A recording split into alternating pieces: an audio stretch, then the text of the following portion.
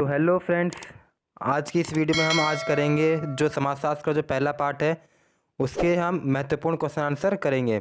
तो जो आपके जो एग्ज़ाम में 6 मार्क्स के क्वेश्चन आ सकते हैं तो उसको आज हम देखेंगे कि आखिर आपके एग्ज़ाम में कौन कौन से महत्वपूर्ण क्वेश्चन आंसर इसमें आ सकते हैं 6 मार्क्स के। तो जो हमने समाजशास्त्र का जो पहला पार्ट है उसका हमने नोट्स कंप्लीट कर लिया था कि आखिर उसमें कौन कौन से चीज़ें महत्वपूर्ण हैं।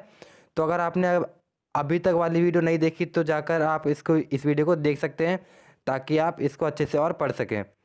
तो इसका लिंक मैं आपको आई बटन में भी दे दूँगा, जाकर आप इसको देखिए। तो चलिए यहाँ पे शुरू करते हैं जो समाजशास्त्र का जो पहला पार्ट है उसके क्वेश्चन आंसर को। तो जो हमारा पहला क्वेश्चन है वो है समाजशास्त्र के उद्गम और विकास का अध्ययन क्यों महत्वपूर्ण है। तो इसका हम आंसर देखते हैं। समाजशास्त्र के उद्गम और विकास का अध्ययन निम्नलिखित तथ्यों के अंतर्गत महत्वपूर्ण है। तो हम जो इसका पहला पॉइंट है वो पढ़ते हैं। समाजशास्त्र के उद्गम और विकास का अध्ययन समाजशास्त्र में विभिन्न व्यक्तिगत एवं सामाजिक पहलुओं की जानकारी के लिए महत्वपूर्ण है। तो इसमें जो पहला पॉइंट है उसमें बता रखा है कि जो समाजशास्त्र का अध्ययन करना इसलिए ज़रूरी है ताकि हम जो समाज में सामाजिक पहलू हैं, जैसे कि समाज में हमारे क्या हो रहा है, कैसे यहाँ पे कार्य होते हैं, तो उसके हम महत्वपूर्ण जानकारी ले सकें। तो इसलिए हम समाजशास्त्र को यहाँ पर अध्ययन करते हैं। और आगे हम पढ़ते हैं, आगे जो सेकंड पॉइंट है वो देखते हैं। औद्योगिक क्रांति इंग्लैंड का केंद्र बिंदु था। इस तथ्य की जानकारी ज़्यादा महत्वपूर्ण है कि किस प्रकार शहरीकरण या कारखाने उत्पादन पद्धति ने सभी आधुनिक समाजों को प्रभावित किया। तो जैसे कि आप सभी जानते हैं जो पहले हमारी औद्योगिक क्रांति थी वो इंग्लैंड में शुरू हुई है और वही इसका केंद्र बिंदु था। तो इस तथ्य की जानकारी ज़्यादा महत्वपूर्ण है कि किस प्रकार शहरीकरण या कारखाना, तो इससे हमें यह पता चलता है कि किस प्रकार जो इस औद्योगिकरण से हमारे जो शहरीकरण का विकास हुआ और कारखानों का उत्पादन हुआ। तो आगे देखते हैं जो तीसरा पॉइंट है। सामाजिक या राजनीतिक सांस्कृतिक क्षेत्रों से संबंधित भारतीय इतिहास विदेशियों के द्वारा लिखा गया है। तो जो हमारे सामाजिक या राजनीतिक सांस्कृतिक क्षेत्रों से संबंधित जो भारतीय इतिहास है, इससे संबंधित जो इतिहास है वो विदेशियों द्वारा लिखा गया है और यह मुख्यतः उत्कंठाओं से पूर्ण है। प्रधानतः भारतीय इतिहास पक्षपाती है, अतः भारत का समाजशास्त्र भी पक्षपाती है। आधुनिक समय में भारतीय समाज को इसकी परंपराओं की जटिलता के संदर्भ में समझा जा सकता है, जो कि कुषाण, अफगान, तुर्क, मंगो और ब्रिटिश और आधुनिक विश्व के प्रभावों से बना हुआ है। भारतीय समाजशास्त्र अपने इतिहास की जटिल उपज, अतः समाजशास्त्र के उद्गम तथा विकास का अध्ययन समाजशास्त्र के लिए महत्वपूर्ण है। तो इसमें बताया गया है कि जो हमारी राजनीतिक सांस्कृतिक ये जो हमारी परंपराएं हैं उसको हमें जानने के लिए इस समाजशास्त्र का अध्ययन करना ज़रूरी हो सकता है। और आगे चौथा जो पॉइंट है, भारत में समाजशास्त्र का केंद्र बिंदु व्यक्तियों के उद्गम और विकास, सामाजिक संगठन तथा इसकी समस्याएं हैं। भारतीय इतिहास साम्राज्यवादी हमलों से भरा है। तो जो हमारा जो भारत है वो साम्राज्यवादी मतलब इस तरह के जो हमलों से भरा हुआ है। और फिर आगे पढ़ते हैं क्या है। भारत में सामंतवाद, पूंजीवाद एवं उपनिवेशवाद की लंबी परंपरा रही है। तो हमारे जो भारत है उसमें पूंजीवाद यानी जो अमीर लोग हैं और उपनिवेशवाद यानी हमारा देश भी गुलाम हुआ तो इसकी एक लंबी परंपरा रही है, बहुत ही साल से चलती आ रही है। और आगे ये जो सेकंड है इसको देखते हैं। सेकंड क्वेश्चन, समाज शब्द के विभिन्न पक्षों की चर्चा कीजिए या आपके सामान्य बौद्धिक ज्ञान की समझ से किस प्रकार अलग है।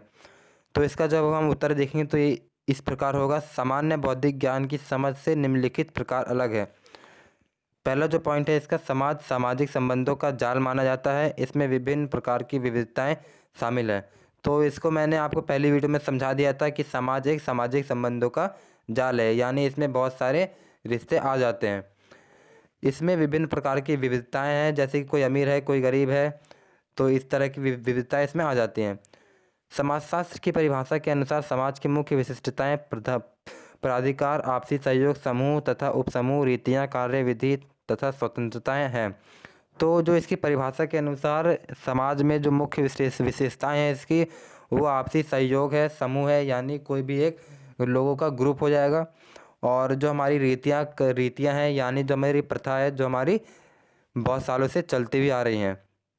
और जो तीसरा पॉइंट है, रीतियों का सरोकार समाज के स्वीकृत प्रतिमानों से है। तो जो रीतियों का सरोकार है समाज के स्वीकृत प्रतिमानों से है, यानी ये जो समाज हमारी जो समाज है ये हमारी बहुत सी सालों से चलता हुआ आ रहा है। मैकाइवर और पेज के अंतर्गत समाज रीतियों प्राधिकार आपसी सहयोग समूह तथा उपसमूह कार्य प्रणाली प्राधिकार आपसी सहयोग समूह तथा उपसमूह और उनके विभागों मानव व्यवहार के नियंत्रणों और स्वतंत्रता की व्यवस्था है। यानी जो मैकाइवर और पेज के अनुसार जो हमारा समाज है उसके अनुसार उनके अनुसार जो हमारा समाज है वो आपसी सहयोग से बना है। समूह तथा उपसमूह, समूह यानी कोई भी लोगों का ग्रुप हो जाएगा और आपसी सहयोग से बना है। ये तो मैंने आपको बता दिया। और जो पांचवा पॉइंट है, कार्यविधि का अभिप्राय सामाजिक संगठनों से माना जाता है। उदाहरण के रूप में परिवार तथा विवाह जो सामूहिक अंतः संबंधों की रचना के लिए आवश्यक है। तो जो शादी विवाह है वो आगे की जनरेशन के लिए बहुत ही ज़्यादा इम्पोर्टेंट हो जाता है, तो इसलिए समाजशास्त्र में जोड़ा जाता है।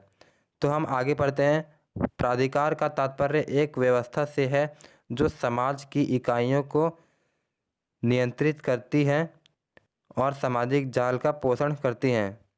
तो इसमें जो हमारा दे रखा है प्राधिकार एक तात्पर्य प्राधिकार का तात्पर्य एक व्यवस्था से है, यानी यह एक व्यवस्था से इसका जो ताल्लुक़ रखता है जो समाज की इकाइयों को नियंत्रित करता है, जो समाज की जो इकाइयाँ हैं उसको नियंत्रित करती है। और इसका जो हम छठा पढ़ना भूल गए तो अब देखते हैं यहाँ पे, समूहों तथा वर्गों का संबंध समूहों तथा उपसमूहों से है जिसमें व्यक्ति अंतः क्रिया करते हैं एवं सामाजिक प्रतिमानों का ज्ञान प्राप्त करते हैं। और अब आठवां पढ़ते हैं। मैकाइवर और पेज के अंतर्गत उपरोक्त वर्णित तथा समाज के अनेक परिदृश्य हैं और सामाजिक संबंधों के जाल हैं। मानवीय व्यवहार के नियंत्रण का सरोकार लिखित या अलिखित प्रतिमानों के संदर्भ में व्यक्तियों के सामाजिक नियंत्रण और स्वतंत्रता से है जो सामाजिक जालों के निर्विघ्न क्रियान्वयन सुचारू रूप से संचालक के लिए महत्वपूर्ण है। तो उम्मीद करता हूँ कि आपको मेरी वीडियो बहुत ज़्यादा पसंद आई होगी, और अगर आपको ये वीडियो पसंद आई तो अपने दोस्तों को भी दिखाइए क्योंकि ये जो आपके एग्ज़ाम के लिए बहुत ज़्यादा इंपॉर्टेंट है।